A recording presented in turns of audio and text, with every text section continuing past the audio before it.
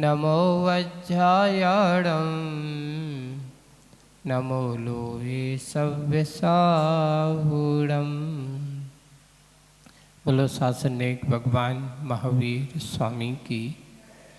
मूल नायक देवादिदेव 1008 श्री शंभुनाथ भगवान की। परम पूज्य आचार्य गुरुवर श्री विद्यासागर जी महाराज की। अहिंसा आचार्य श्री समय सागर जी महाराज की। अहिंसा परमो धर्म की।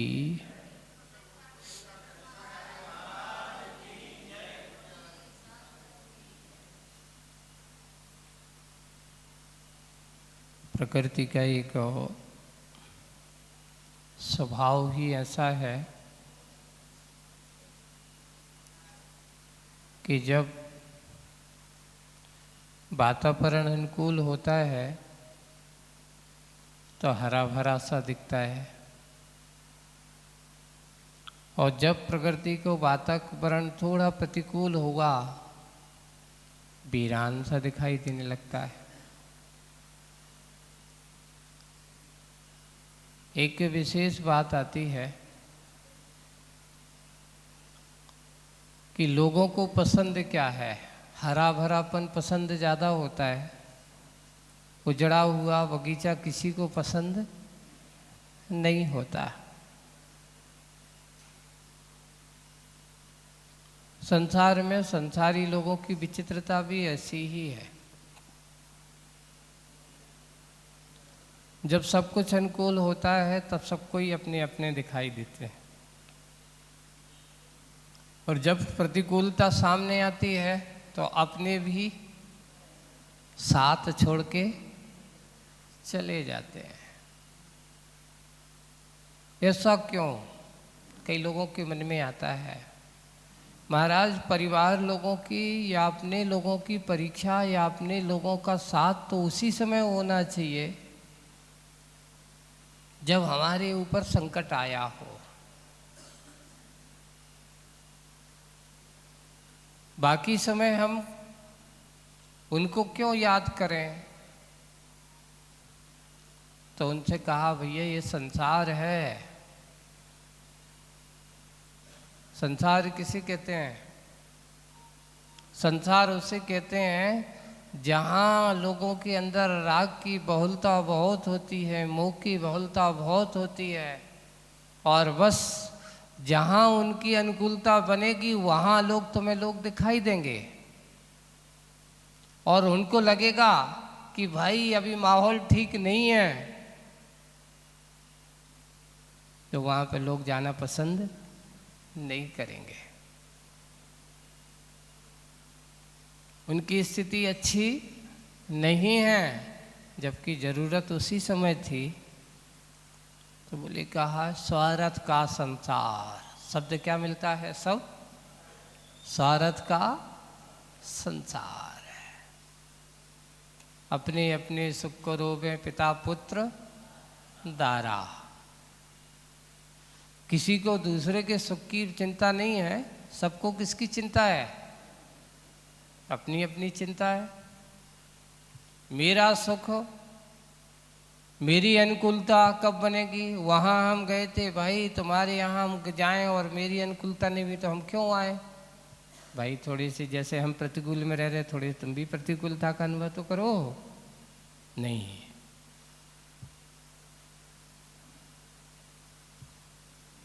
इसका नाम सबसे बड़ी ये विशेषता है संसार की। यहाँ जब तक स्वार्थ सिद्ध होता है तब तक साथी अनेक होते हैं। जिस दिन स्वार्थ सिद्ध नहीं होता है तो अपने वाले भी साथ नहीं देते हैं। एक किसी कवि ने कहा था कि ये तो दूसरों की बात है, बाहर की बात करते हैं। अरे अपना शरीर भी ऐसा है, बोले कि जब प्रकाश होता है तो अपनी छाया दिखाई थी, अंधेरे के साथ जब समय आता तो अपनी भी छाया भी साथ नहीं देता। क्यों? उजाले में सब कोई साथी होते हैं, अंधेरे में कोई साथी, यानी तुम्हारे अपने शरीर की छाया भी तुम्हारे साथ नहीं होती है। वैराग्य का चिंतन करो। अपने आप को थोड़े से इस चिंतन की परिणति में डालने की कोशिश करो कि वास्तविक रूप से ये संसार है क्या। आज की आदर्शी की कविता आपको संसार की यथार्थता बता रही है। शीर्षक आज की कविता का है नाटक। शीर्षक क्या है? नाटक। आज देखिए नाटक की बात होना है। और बिल्कुल यथार्थता संसार की यही है कि जितने भी हैं सब नाटक के पात्र बने हुए हैं। हम भी उसके पात्र हैं, आप भी उसके पात्र हो। बस नाटक खेलने वाले कौन कौन, कितने, कैसे कैसे हैं, यही इस पात्रता को यहाँ समझना है। चलते हैं, सबसे पहले अपन कविता को पढ़ते हैं, फिर उसके आगे की बात करते हैं। Page number 52। सारा का सारा, सारा का सारा यह संसार केवल है एक। इसमें अगर हम देखें संसार की जब बात आती है तो एक रूप दिखाई दे, सब का सब। क्यों? जिसका स्वभाव जहाँ है वही है। सारा का सारा यह संसार केवल है एक विशाल नाटक, एक विशाल नाटक। तू इसमें, जो पढ़ता है अपने आप को सोच लेना कि तू इसमें यानी मैं इसमें, एक पढ़ना। तू इसमें भांति भांति के भेष धर भाग ले, भांति भांति के भेष धर भाग ले। तू इसे खेल, कोई चिंता नहीं। तू इसे खेल, कोई चिंता नहीं, किंतु इस बात का ध्यान रख, खेल को खेल पर इस बात को ध्यान रख, इसमें तू कभी भूल कर भी ना अटक। जिसका नाम है सही संसार का नाटक। कविता तो बहुत अच्छी समझ में आ गई होगी, बहुत अच्छी लग रही है पढ़ते समय, सुनते समय। लेकिन क्या इस नाटक के हम पात्र सही हैं? बैठा है, सोचो, क्या मैं सही नाटक खेल रहा हूँ? नहीं नहीं नहीं नहीं नहीं नहीं महाराज, पहले सबसे पहले हम अपना घर का नाटक अच्छे से देखते हैं। अगर मेरा घर अच्छा नहीं है तो बाहर के एक दूसरे के घर को हम अच्छा कैसे बनाएं? हमारे लिए कहा जाता है, ज्ञानी लोग जो होते हैं या ये कहो समझदार व्यक्ति जो होते हैं, सबसे पहले ये कहा जाता है, सबसे पहले अपना शुद्धिकरण होना चाहिए स्वयं का। स्वयं की परम शांति का अनुभव होना चाहिए। फिर उसके बाद बाहर की ओर जब अपन आते हैं, व्यवहार में आते, तो अपने परिवार से, अपने घर से शुरुआत करिए। घर की शांति पहले होना चाहिए। जब घर में शांति हो जाए तो फिर मोहल्ले की शांति की बात सोचना चाहिए, और मोहल्ले की बात हो जाए तो फिर अपने गांव की शांति की बात सोचना चाहिए। और फिर बाद में बढ़ते चले जाओ, अपने ब्लॉक की, अपनी तहसील की, अपने जिले की, अपने संभाग की, और अपने संभाग के बाद फिर राज्य की, और राज्य के बाद फिर अपने देश की, और फिर बाद में सारे अपन विश्व की बात करना चाहिए। लेकिन हम उल्टा चालू करते हैं, सारे विश्व की कामना पहले करते हैं। अरे बड़ा सोचो महाराज, आप क्यों छोटा मोटा सोचते हैं? बिल्कुल सोचना चाहिए, बड़ा सोचो, सारे विश्व में शांति हो। आज जो ईश्वर का शांति का वातावरण बन रहा है, उस अशांति के वातावरण में हम नहीं चाहते कि कहीं पर कोई किसी के अंदर युद्धों की नीतियाँ हो, किसी प्रकार की क्रांति हो, किसी के प्रति ऐसे आक्रोश हो। हम तो ये चाहते हैं कि सबके हाँ सब बिल्कुल कैसे जिएं, शांति से जिए। पर शांति से जीने के लिए पहले उसके जीवन में शांति तो होना चाहिए। एक बात और आप लोगों से हम पूछें कि ये बताओ, अशांति का जन्मदाता कौन? स्वयं है। अशांति का अनुभव करने वाला कौन? स्वयं है। अब ये शुरुआत यहाँ से, जब अशांति का दाता भी मैं हूँ, अशांति का अनुभव करने वाला भी मैं हूँ। अब फिर तुमसे पूछें, शांति को देने वाला कौन? शांति का अनुभव करने वाला कौन? जब मैं ही अशांति पैदा करने वाला हूँ और मैं ही शांति को करने वाला हूँ, सब कुछ मैं ही हूँ, तो फिर ये बाहर किसी के ऊपर क्यों हम बैठे रहते कि भाई जी हमारे लिए शांति का उपदेश देंगे, ये हमारे लिए शांति करा देंगे। शांति से बैठ जाओ। आपसे पूछा जाता है, हमारे मुनिराज जो होते हैं, दिगंबर मुनिराजों को, उनसे पूछा गया आपने दीक्षा क्यों ली? आपको दीक्षा लेने का कारण क्या है? क्या महाराज आपके घर में कोई लड़ाई झगड़ा हो गया था जो छोड़ छाड़ के आ गए,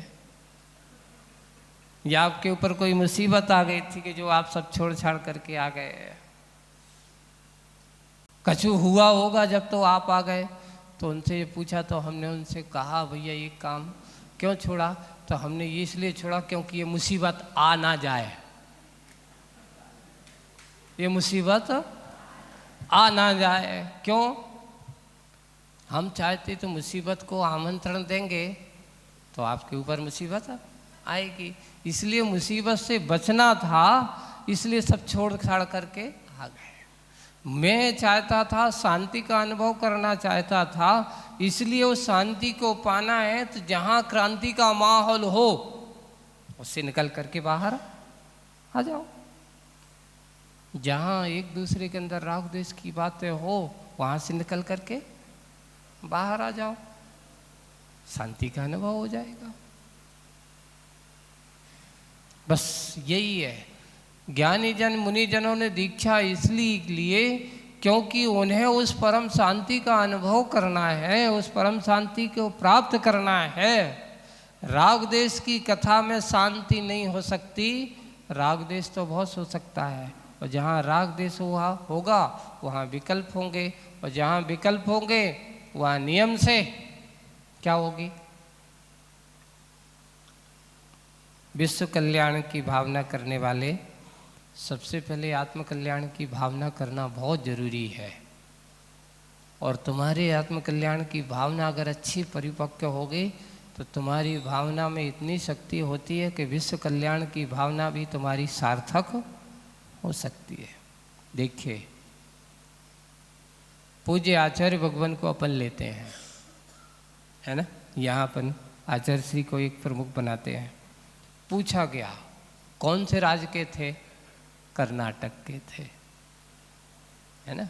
आचार्य श्री से पूछा, एक कवि ने बहुत अच्छी आचार्य श्री के बारे में लिखा था कि कर्नाटक कहाँ के थे वे?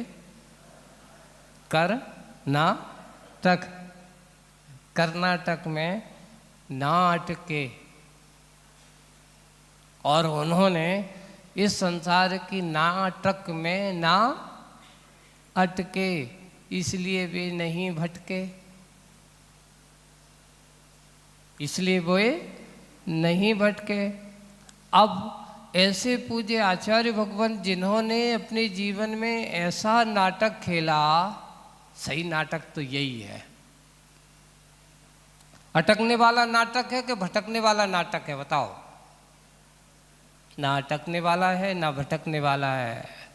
ये वो नाटक है जहाँ खेल करके लोग दूसरों की अटके हुए भटके हुए लोगों को भी एक मार्ग, एक दिशा देने वाला नाटक था। ऐसे ही वो कविता आचार्य श्री की कलम से निकली है कि देख तू अपने आप को ध्यान रख, तू कभी भूल करके इसमें ना अटक। पूछा गया क्या जरूरत थी आचार्य श्री आपको दीक्षा लेने की? अच्छे सब कुछ था, आप सुंदर थे, ऐसा भी नहीं है। कभी लोग वैराग्य का कारण कहीं भी हो सकता है, अरे हम अच्छे नहीं हैं, सुंदर नहीं थे इसलिए वैराग्य हो गया। नहीं, दिखने में भी बहुत सुंदर थे, है ना, बुद्धि में बड़े बहुत कुशल थे। बचपन से ही जिनकी बुद्धि का चातुर्य कहा नहीं जा सकता, आचार्य जी ने कहा, स्वयं हमने कई बार चर्चा हुई। आचार्य जी जब आप पढ़ते थे तो आप बच्चों में, होशियार बच्चों में गिनती होती थी कि गधा बच्चों में होती थी? तो उन्होंने एक बार सुनाया, आचार्य जी के संस्मरण सुनाते, देखो बचपन में क्या होता था, स्कूल जो आज स्कूलों में जो जाने की परंपरा है वो अलग है। पहले कैसी होती थी, वहाँ पर मास्टर लोग जो होते थे तात्कालिक पढ़ाते थे और जो होमवर्क देते थे, घर करने की बात नहीं, इतना ही करो, पूरा करके जाना है। और विषय दिया जाता था, याद करो, याद करो, और याद करके क्या करना है तुम्हें, सुनाना है। तो हम क्या है था कि हम शरीर से, उम्र में तो हमसे थोड़े से लोग 1-2 साल बड़े भी थे, शरीर में भी हमसे बड़े, और हम छोटे, क्योंकि कद में थोड़ा सा हमारा कद छोटा था। अब होता ये है कि एक बार एक विषय दिया गया, 27 नक्षत्र होते अपने, जो है ना ये नक्षत्र है ज्योतिष में, जो 27 नक्षत्र है तो वो भी पढ़ाए जाते थे। तो 27 नक्षत्रों की नाम याद करके सुनाना है। टीचर ने कह दिया, उनको दे दिए सबके नाम, और इन सबके 27 नक्षत्रों के नाम याद करो और सुनाओ। तो हम क्या करते, बोले कि 27 नक्षत्रों के नाम याद करने बैठ जाते थे। ज़्यादा से ज़्यादा 5-7 मिनट में हमने पूरे 10 नक्षत्रों के नाम याद किए, टीचर को, शिक्षक महोदय को सुनाया, और शिक्षक महोदय ने कहा कि जाओ तुम्हारी भोजन की छुट्टी। यानी तुम अपने घर पर, लोग पहले ऐसे थोड़ी टिफिन लेकर के जाते थे स्कूलों में, उनकी छुट्टी हो जाती, और जब तक याद नहीं हो तब तक खड़े हो जाओ, सब के सब, बैठे बैठे नहीं। क्या करना है, सब खड़े हो जाओ, खड़े होकर के याद करना है। खड़े होकर के हम तो जल्दी फटाफट याद करके सुना करके और करके, कुछ बच्चे ऐसे होते थे कि हम भोजन करके आ भी जाते थे, लेकिन वे फिर भी खड़े हैं और अभी तक 27 नक्षत्रों के नाम याद नहीं होते थे। अब आप ही समझ लो हमारी कौन सी में गिनती होती, बुद्धिमानों में होती थी, होशियारों में होती थी कि ऐसी ही। आचार्य श्री का बचपन से ही सही समय की दृष्टि, याददाश्त बहुत प्रखर थी। उनकी याददाश्त हमने देखा है कि कभी भी हम लोगों की या कोई भी किसी बात की वो होती थी, उनको पूरा का पूरा पक्का याद रहता था। अपन भूल सकते हैं, पर आचार्य श्री कहाँ क्या हुआ था, किस प्रकार की बात होती, और तत्काल जैसे अपन भूल जाएं तो तत्काल उसको संशोधन कर देते कि नहीं, ये वो प्रसंग वहाँ का है।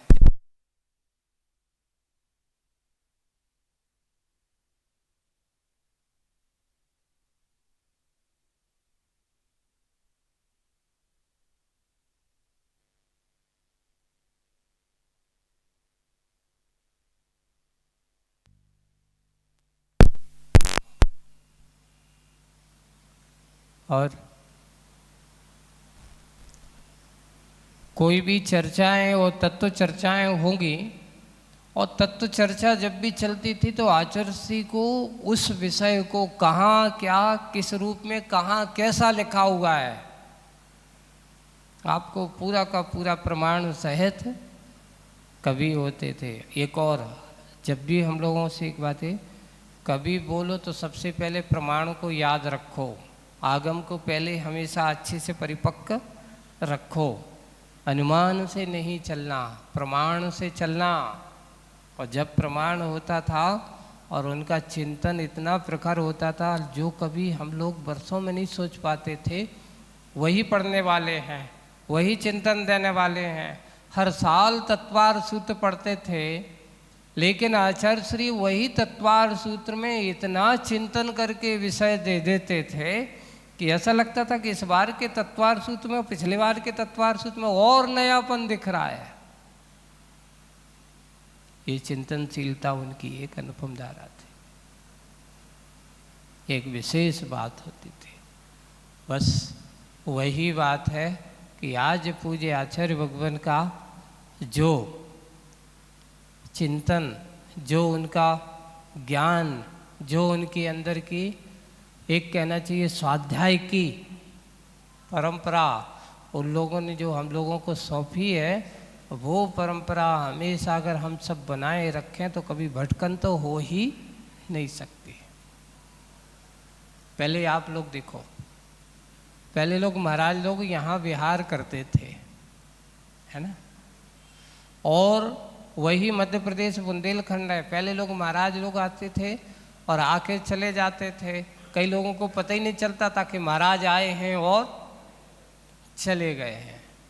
लेकिन जब आचार्य श्री का बुंदेलखंड या इस मध्य उत्तर भारत में आगमन हुआ और यहाँ पर लोगों को अगर सही मुनियों का परिचय कराया है, आज वर्तमान में अगर मुनियों के सही स्वरूप का ज्ञान कराया है, कहीं पर भी कोई दीक्षित हो गया होगा, अगर आज सर्वे किया जाए तो कहीं ना कहीं वो ये कहेगा कि मैंने पूज्य आचार्य भगवान के पास गया था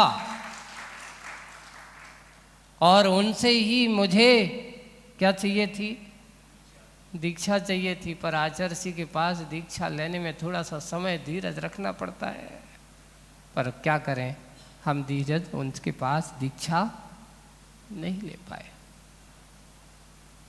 कई बिल्कुल जितने भी हमारे बड़े बड़े महाराज जो आज वर्तमान में मुनि हैं और बड़े बड़े दिग्गज हैं, अच्छे बड़े बड़े आचार्य हैं, कहीं ना कहीं उनका संबंध आचार्य से जुड़ा जरूर है। और उनसे जुड़ करके जितने भी हैं सब ने अपना जीवन में एक नया मार्ग, आज बड़े बड़े आचार्य हैं और बड़े बड़े आचार्य पद पर आसीन हैं, उनसे पूछा गया कि आपको वैराग्य का मूल कारण कहाँ से शुरुआत होगा, तो एक ही बात निकलती है कि मैंने पूज्य आचार्य भगवान की सन्निधि पाकर के उनके चरणों में जाकर के ये व्रत लिया, मैंने ब्रह्मचर्य व्रत उनसे लिया, दीक्षा फिर मेरी यहाँ हुई। कितने लोगों के नाम गिनाऊं, ऐसे बहुत सारे नाम हैं। तो आज अपनी बात को यहाँ इसलिए कह रहा हूँ कि वास्तविक यही जीवन है सही। एक आचार्य जी के जीवन का नाटक है और एक हम सब लोगों का नाटक है। नाटक करते लोग अपन कहते हैं नाटक ना करो, नाटक करते अपने अंदर के भावों की प्रस्तुतियों को प्रस्तुत करना, ये भी एक नाटक है। आप घर में जाते हो, घर में आप जाते हो, जाकर के कोई तुमसे पूछता है तो आप अपनी प्रस्तुति, आप अपने अंदर के भावों को प्रदर्शित करते हो, उनको बताते हो, समझाते हो,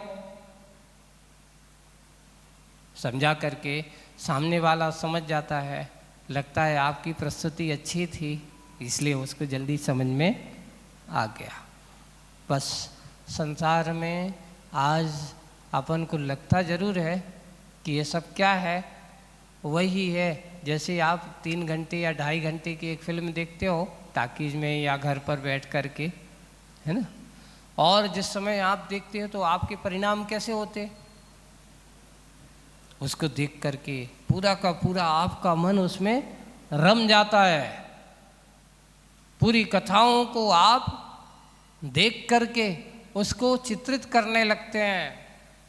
तद्रूप परिणाम आपके 2.5-3 घंटे बिल्कुल ऐसे एकाग्र आप हो जाते हो और फिर मन बिल्कुल उसी के चिंतन में, ऐसा क्यों हुआ, ऐसा उसके साथ क्या हुआ।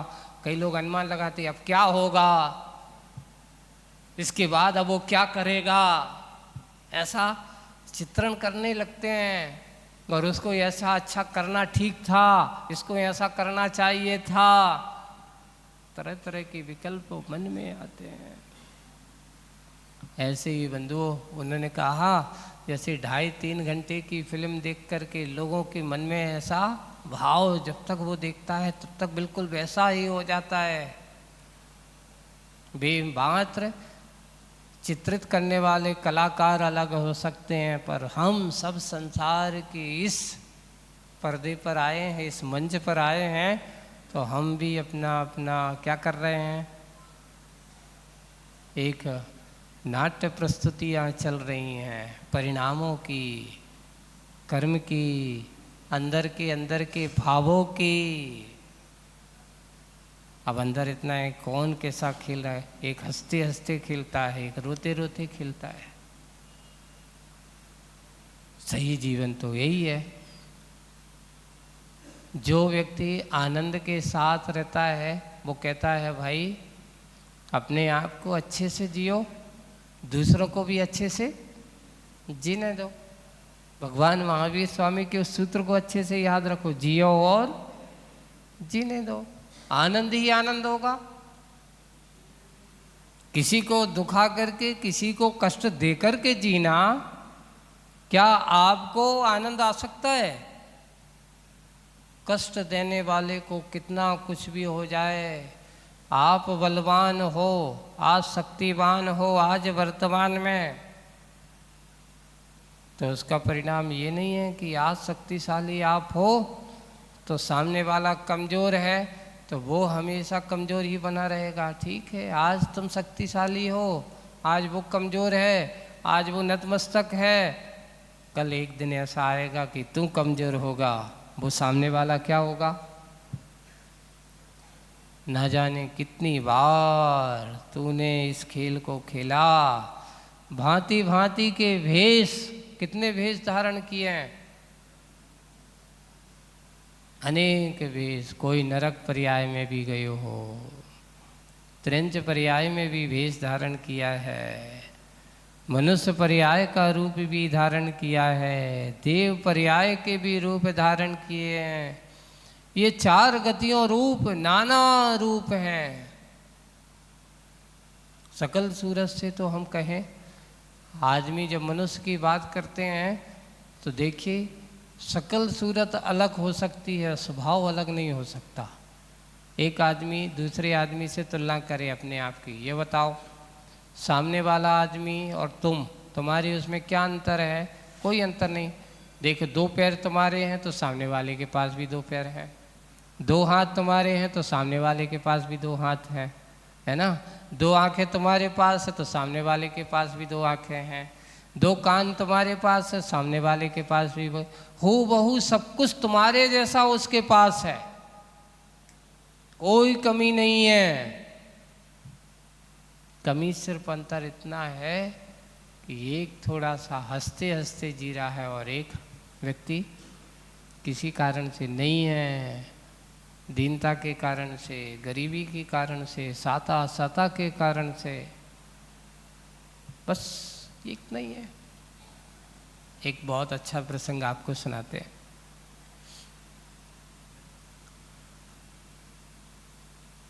दो व्यक्ति हैं, एक राजा है और एक रंक है, फकीर है। जो रंक है, फकीर है, देखिए कर्म सिद्धांत का चिंतन दिया है, बहुत अच्छा है इसमें। जो फकीर है उसके पास आज धन संपत्ति नहीं है, परेशान है, तो उसने सोचा कि एक काम करो, राजा के यहाँ अपन चलते हैं, थोड़ा पढ़ा लिखा विद्वान है, कर्म सिद्धांत को जानने वाला है। कर्म सिद्धांत के साथ उसने अच्छे से पढ़ा जाना और राजा के यहाँ जा रहा है, फटे हाल है, फटे हाल है, बिल्कुल उसके वस्त्र आदि, शरीर मैला कुचला है। जैसे ही राजमहल की ओर जा रहा है और जाते ही अंदर प्रवेश करने लगता है तो वहां द्वारपाल खड़े हुए, ए कौन हो तुम, कैसे अंदर जा रहे हो? बोले कि भी मैं राजा का रिश्तेदार हूं। भाई ऐसे और राजा के रिश्तेदार, दिखने में तो फकीर लग रहे हो। बोले कि मैं फकीर ही हूं, लेकिन तुम राजा के रिश्तेदार कौन? बोले कि कौन से रिश्तेदार? बोले कि उनका साड़ू भाई हूं। क्या हूं मैं उनका साड़ू भाई, यानी जो उसके जो दो बहनें हैं, एक बहन उसके यहाँ है, एक मेरे पास है। अच्छा तुम साड़ू भाई हो?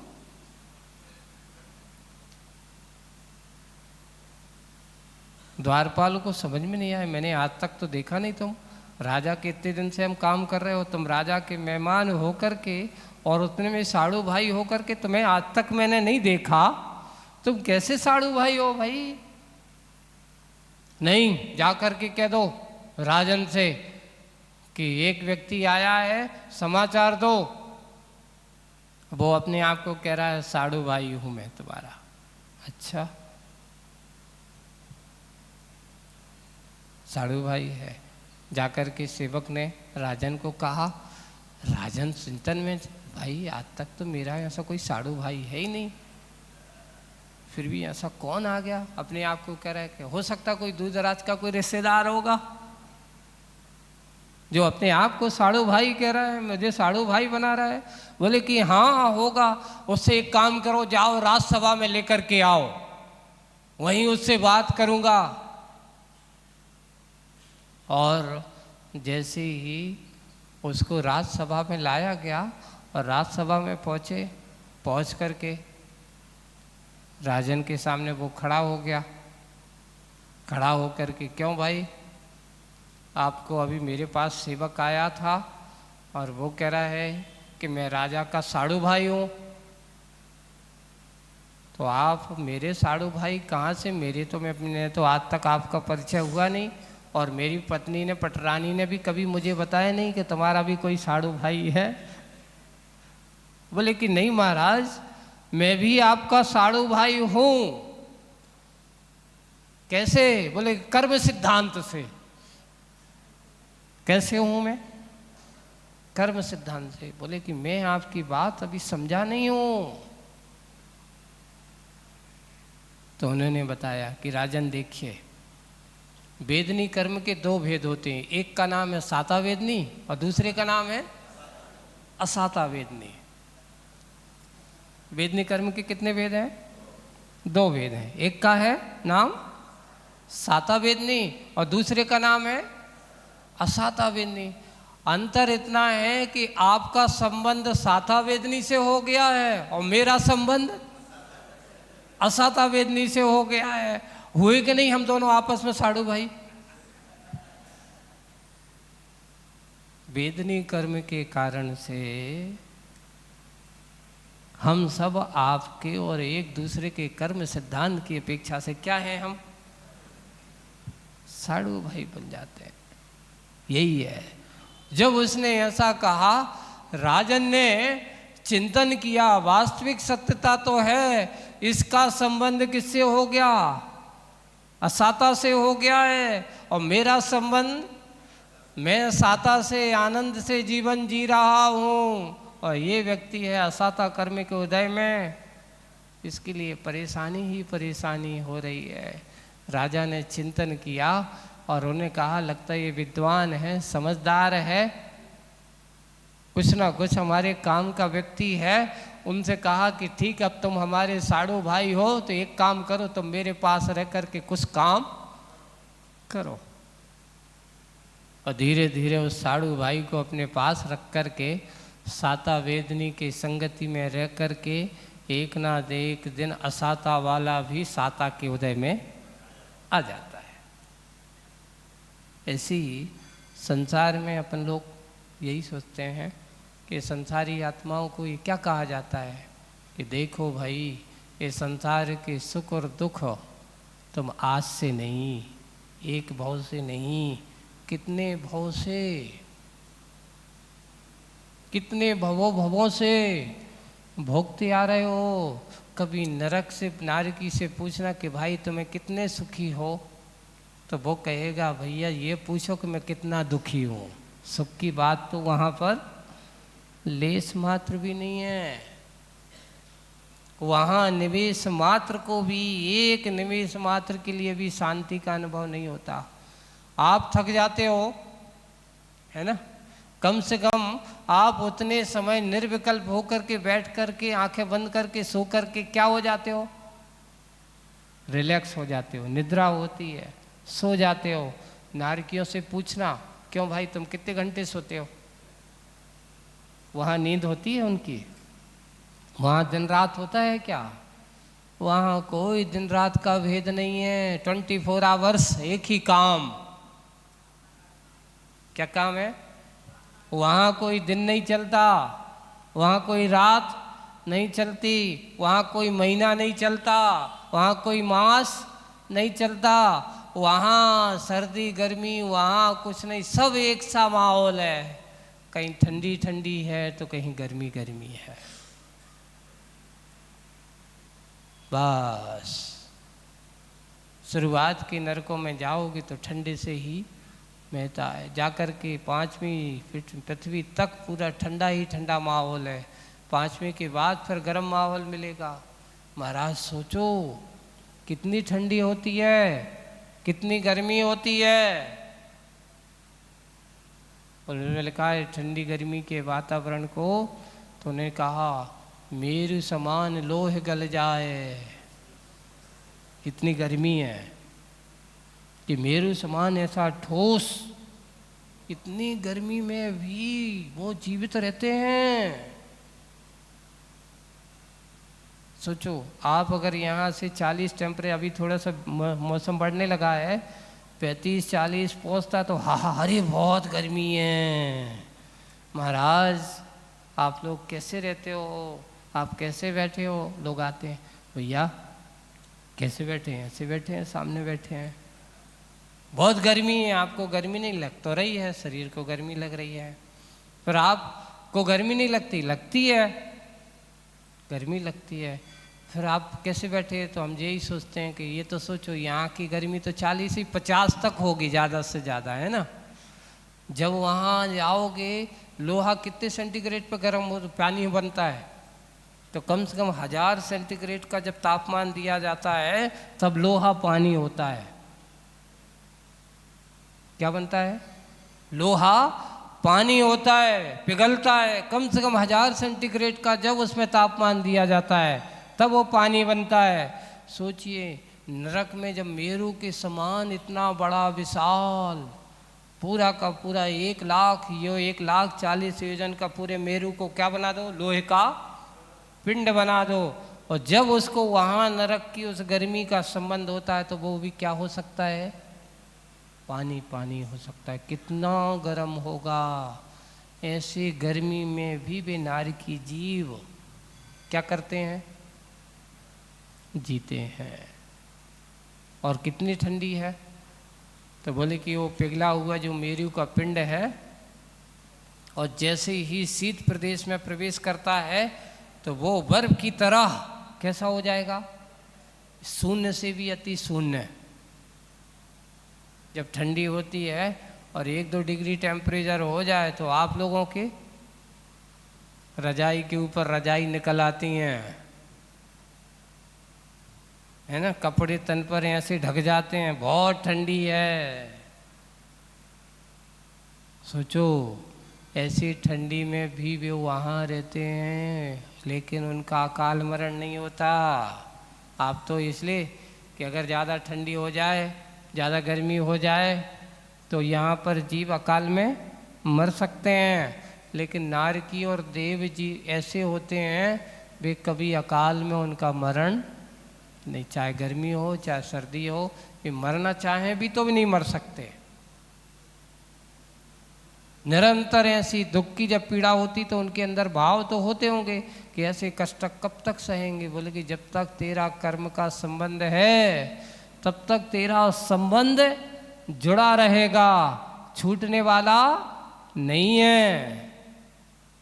ऐसा संबंध बना हुआ है। ये चिंतन विशेष रूप से करने की ज़रूरत है। इसलिए इस संसार के विशाल नाटक में मंच पर हम सब आकर के बैठे हैं, है ना, और सब अपने अपना खेल क्या कर रहे हैं, किसके कारण से खेल रहे हैं? कोई हंस रहा है, कोई रो रहा है ना, कोई हंसता है, कोई रोता है। वो उसको प्रदीप का एक भजन है, ये जग की अजब तस्वीर देखी, कोई हंसता है, कोई रोता है। बिल्कुल यही है सार्थक, यथार्थ और कर्म सिद्धांत। कहीं दूसरा कोई हंसाने वाला नहीं, आप हंसने वाले हो और आप ही रोने वाले हो। अब आप कहोगे कि महाराज हम ही हंसने वाले, हम ही रोने वाले, तो आप अपने कर्म से ही हंसते हो और आप अपने ही कर्मों से रोते हो। कोई किसी का करता नहीं है, हम अपने कर्मों के खाते हैं। इसलिए एक विशाल नाटक में अटके हुए हम, संसार एक सबसे बड़ा क्या है, एक रंगमंच है। इस रंगमंच के पात्र हम सब हैं। आकर के उस रंगमंच पे हम लोग सब क्या है, अपने अपने खेल को खेल रहे हैं। कोई दूसरों को अच्छा करके खेलता है, कोई दूसरों को बुरा करता है। एक और दूसरी बात अपन कर लें थोड़ी सी, जब हम समाज में रहते हैं, परिवारों में रहते हैं, किसी को अच्छा लगता है तो वो तुम्हारे लिए क्या कर देता है, प्रशंसा कर देता है, और जब उसके मन की नहीं होती तो वो तुम्हें गाली भी दे देता है। जब तुम्हें गाली देता है तो तुम्हें कैसा लगता है, अरे यार इतना सब कुछ करो और ऊपर से क्या सुनो, गालियाँ सुनो। ऐसा नहीं सोचना चाहिए। जब हम अपन कोई सामाजिक रूप से कार्य करते हैं तो जरूरी नहीं है कि जो हमें अच्छा लग रहा है वो सबको अच्छा लगे, कोई ज़रूरी नहीं है। जब हम समाज में काम करते हैं तो हो सकता है हमारे लिए अच्छा हो सकता है, सामने वाले को वही चीज़ अच्छी नहीं हो सकती है। हम बस इस नाटक के सच्चे बुरे समय को समझने की कोशिश करना, किसी दूसरे के कारण से अपने आप का बुरा करने की कोशिश मत कर। अब क्या करें महाराज, उसको कैसे समझाएं, उसको कैसे? तो भाई देखो, उसको अच्छे से समझना होगा तो अपने आप समझ जाएगा, और जिसको नहीं समझना हो उसको समझाना बड़ा मुश्किल काम है। एक बार बहुत अच्छा प्रसंग आया, बताओ किसको उठाना आसान है? एक व्यक्ति सो रहा है और एक व्यक्ति सोने का नाटक कर रहा है, किसको उठाया जा सकता है बताओ? वास्तविक रूप से सो रहा है उसको उठाना आसान है, एक इशारा करोगे वो जल्दी उठ जाएगा, और जो व्यक्ति सोने का नाटक कर रहा हो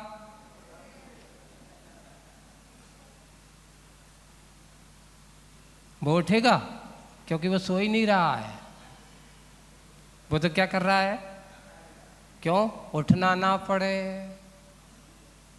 इसलिए जो सो रहा हो उसको एक धीरे से इशारा करो, वो फट से उठ जाएगा। क्यों? क्योंकि उसको सो रहा है। और जो सोने का नाटक करता है उसको उठाने की तो भगवान भी आ जाएं तो भी नहीं उठने वालों, गुरु महाराज भी बैठे रहे तो भी उठने वाला क्यों? क्योंकि उसको उठने के भाव है ही नहीं। बस यही है संसार की विचित्रता है। संसार में सब जानते हैं कि कहीं सुख नहीं है, और कहते भी जाते कबहु न सुख संसार में, सब जग देखो छान।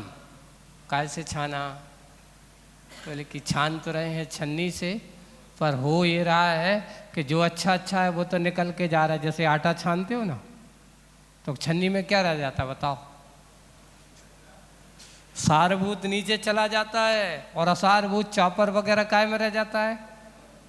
हम ऐसे ही छान रहे हैं, जो चाहिए था वो तो नीचे गया, जो विवेकाम का था वो हो गया, लेकिन एक दूसरा छन्ना और होता है, एक छन्ना कैसा होता है, एक में सारभूत नीचे गिर जाता है और एक में, एक छन्ना वो होता है जैसे गेहूं छानने का छन्ना देखा आपने, जब आप छानते हो तो उसमें से क्या निकाल के बाहर करते हो, जो कचरा है, मिट्टी है, रेत है, कंकर है, वे छान छान करके सब नीचे गिरा देते हैं और सारभूत काय में रहता है, उसमें बताए। अब हमारा छन्ना कौन सा है आपको ध्यान रखना है, कौन से छन्ने से हम छान रहे हैं। कबहू न सुख संसार में सब जग देखो छान, कहते तो जा रहे हैं पर छान क्या रहे हैं। आपकी दृष्टि किस में छन रही है, आपका छन्ना कौन सा है, आटे की छन्ना है कि गेहूं का छन्ना है। विशेष बात है, एक बार रहती है, गुण की कीमत होती है। एक छोटी सी किंवदंती है, दो चीजें हैं, एक सुपड़ा है, सुपा जैसे अपन कहते हैं ना, जिससे फटकार करते हैं, और एक ये छन्नी है। आप लोग वो छन्नी अच्छी पीतल की है, सुंदर है, दिखने में अच्छी है ना, लेकिन सुपड़ा जो है, सुपड़ा है वो है, हुआ ये कि सुपड़े को लिया लोगों ने, अच्छे छान करके काम किया और अच्छे ऊपर अच्छे टांग दिया उसको, उसको स्थान कहाँ मिला, ऊपर। और वो जो छन्नी थी, जो छानने वाली थी, वो उसको अच्छा काम करती थी और कर देती, और छानने के बाद उसको जमीन पर पटक देते। छन्नी को गुस्सा आई कि देखो ये आदमी बड़ा खराब है, 2 पैसे का सुपड़ा बांस का, उसको तो कहाँ टांगे हैं, ऊपर, और मेरी कीमत इतनी सुंदर, इतनी अच्छी, और मुझे कहाँ पटके हुए हैं, जमीन में, लातों में। ये इंसान बड़ा बेईमान है। हुआ ये कि जब दोनों आपस में चर्चा कर रहे हैं, सुपड़ा और छन्नी, तो बोले कि रहा गया, रहते रहते सुपड़ा भी कहता है, भैया वस्तु की कीमत नहीं है, गुण की कीमत है। काय की कीमत है, तू अपनी आदत देख, तू करती क्या है ये तो बता, तू करती क्या है, और मुझसे पूछ मैं करता क्या हूं। कीमत किसकी है, आप बड़ी सुंदर अच्छी हो सकती हो, आदमी का कपड़े वस्त्रों में सुंदर हो सकता है, शकल सूरत से सुंदर हो सकता है, सब कुछ हो सकता है, पर अगर अकल से सुंदर नहीं है तो उसकी सुंदरता कोई काम की नहीं है। सुंदर व्यक्ति अकल से होता है। तो उस छन्नी को सुपड़ा कहता है कि ये सुन, तू अपनी शकल सूरत से अपने आप को सुंदर समझती है, पर तेरा काम क्या है ये बता। और मेरा काम, मैं आज ऊंचा क्यों हूं, क्योंकि मेरा काम कचरे को बाहर फेंकना है, सारभूत को अंदर रखना है। मैं अच्छे को अपने पास रखता हूँ और बुरे को कहाँ करता हूँ, बाहर फेंकता हूँ। इसलिए आज मेरी कीमत कहाँ है, और तुम क्या करती है, जितना अच्छा अच्छा हो तो उसको तो नीचे पटक देती है, और कचरे को अपने पास रखती है। कचरे को अपने पास रखती है, तेरा इसलिए कचरे में डली है। जो जैसा करेगा, जो जैसा लेगा, वैसे ही उसकी दशा होगी। पैरों में पड़ने का कारण तेरा यही है। बंधु, ये छोटे से प्रसंग से आपको भी सोचना चाहिए कि मेरी दशा सुपड़े की तरह है कि छन्नी की तरह है। हम क्या छान रहे हैं, क्या सारभूत ले रहे हैं। संसार को छानने की बात तो बहुत कर रहे हैं, पर छान हम सिर्फ राग देश कसायों को ही ग्रहण करने में लगे हैं। छन्नी की तरह बने हैं, सुपड़े की तरह बनो। असारभूत को बाहर फेंको, सारभूत को अंदर रहोगे, गुण ग्रहण के भाव होंगे। लेकिन उल्टा हो रहा है, गुण ग्रहण के भाव नहीं, दोष ग्रहण के भाव ज़्यादा हो रहे हैं। बुराइयों को ग्रहण, छन्नी की तरह नहीं, सुपड़ी की तरह बनो।